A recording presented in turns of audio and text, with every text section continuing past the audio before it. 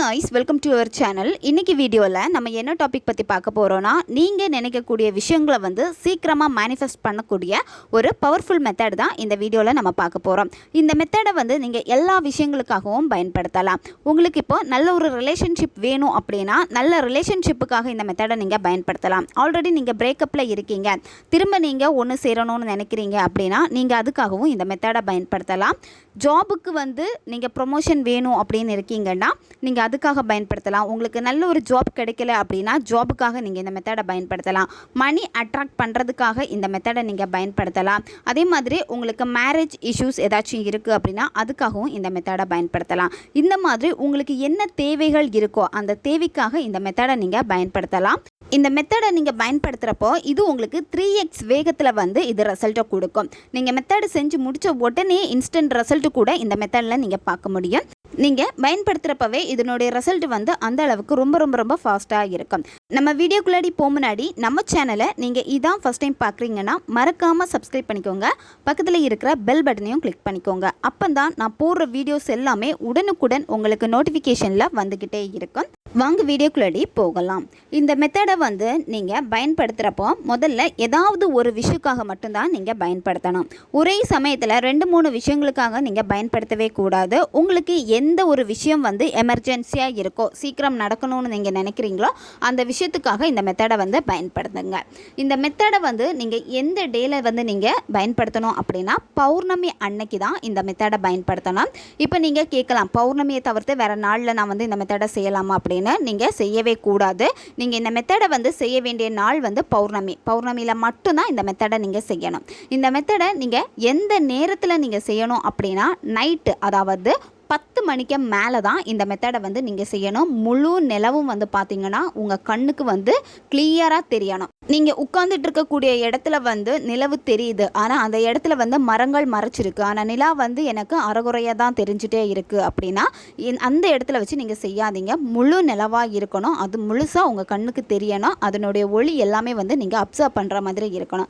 இந்த மாதிரி ஒரு நல்ல ஒரு பிளேஸாக பார்த்து நீங்கள் சூஸ் பண்ணி எடுத்துக்கோங்க. எந்த இடத்துல நிலா உங்களுக்கு தெரியுதோ அந்த மாதிரி ஒரு இடத்த நீங்கள் பார்த்துக்கோங்க. இந்த மெத்தடை வந்து நம்மளுடைய ஸ்டூடெண்ட் நிறைய பேர் வந்து பயன்படுத்தி இருக்காங்க. பயன்படுத்தி எல்லாருக்குமே வந்து இது சக்ஸஸாக கொடுத்துருக்கு. அதனால் இப்போ நம்ம சேனல்லையும் இது அப்லோட் செய்யப்படுது. இந்த மெத்தடை நீங்கள் செய்கிறப்போ முதல்ல வந்து உங்களுக்கு இருக்க வேண்டியது முழு நம்பிக்கை வச்சு நீங்கள் ஒரு விஷயத்தை செய்கிறப்போ கண்டிப்பாக அது உங்களுக்கு மேனிஃபெஸ்டேஷன் ஆகும்.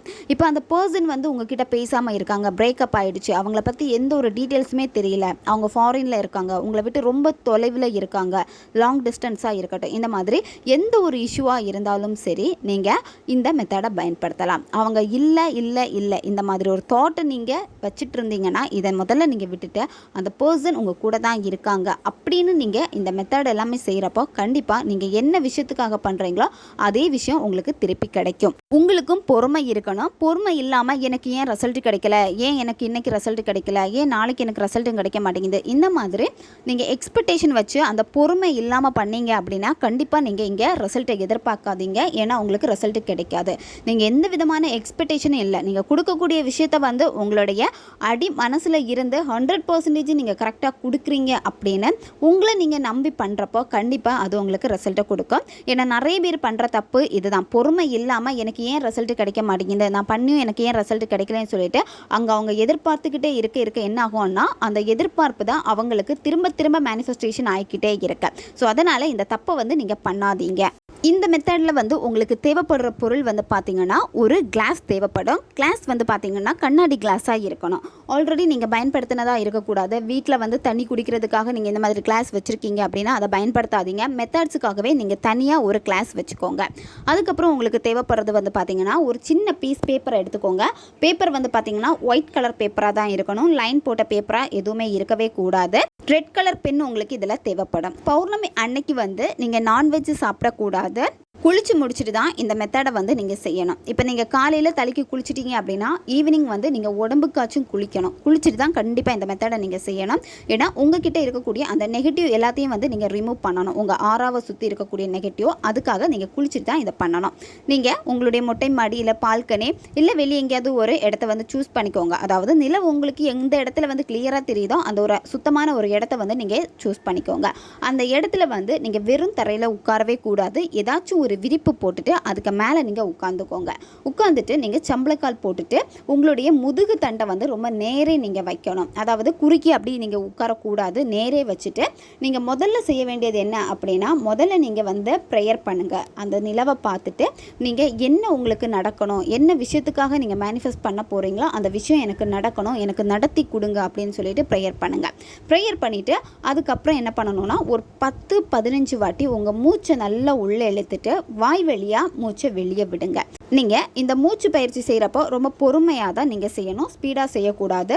உங்களுடைய மனம் வந்து ஒரு நிலை ஆகும். அதுக்கப்புறம் நீங்கள் என்ன பண்ணணும் அப்படின்னா, நீங்கள் எடுத்து வச்சுருக்க பேப்பரில் இப்போ உங்களுக்கு வீடியோ ஸ்க்ரீன்லேயே வந்து டிஸ்பிளே ஆகும் பார்த்துக்கோங்க. இந்த மாதிரி நீங்கள் அந்த பேப்பரில் வந்து எழுதணும். நீங்கள் ரிலேஷன்ஷிப்புக்காக பண்ணுறீங்க அப்படின்னா அந்த நபருடைய பேரை நீங்கள் எழுதுங்க.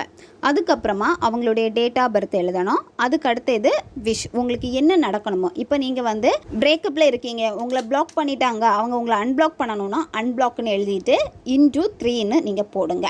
இதே இடத்துல வந்து அந்த பர்சன் வந்து உங்ககிட்ட பேசணும், கால் பண்ணணும், மெசேஜ் பண்ணணும்னு நினைக்கிறீங்களா, அங்கே கால் மீ இமீடியட்லி போடுங்க. இல்லை மெசேஜ் மீ இமீடியட்லி, இந்த மாதிரி உங்களுடைய விஷயம் வந்து நீங்கள் எழுதிக்கோங்க. அந்த பர்சன் கூட உங்களுக்கு மேரேஜ் நடக்கணும் அப்படின்னா மேரேஜ் அப்படின்னு எழுதிக்கோங்க. உங்கள் ரிலேஷன்ஷிப் வந்து நல்லா போகுது, பேசுகிறாங்க, ஆனால் பாண்டிங் வந்து சரியாக இல்லாமல் இருக்குது அப்படின்னா நீங்கள் குட் பாண்டிங்னு எழுதலாம்.